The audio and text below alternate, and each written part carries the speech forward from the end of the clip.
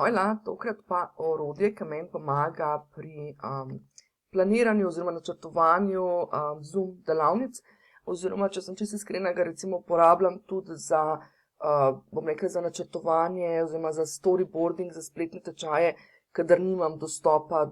direktno do orodja za izdelavo spletnih tečajev, pa da imam ravno ideje, si zapisujem v tem orodju, drugače pa primarno je pa narejeno za delavnice, to se pravi za kakršnakoli srečanja v živo, tako da tukaj lahko vidimo, kako izgleda. V bistvu si lahko nastavimo, to se pravi, gremo po tistem principu, kot vas učim delati, to se pravi, da nastavimo neke module, neke glavne korake, potem pa v bistvu lahko super vpisujemo vsebino, kaj želimo, na desni strani si jaz zapisujem,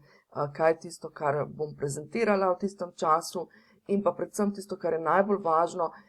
pišemo si lahko minutažo, tako da v bistvu na koncu, pač ponavadi delavnice imajo nek določen obseg oziroma neko določen čas izvedbe, in meni tukaj zelo pomaga zato, da točno vidim tudi potem, ko imam to sprintano pred sabo oziroma ko izvajam delavnico,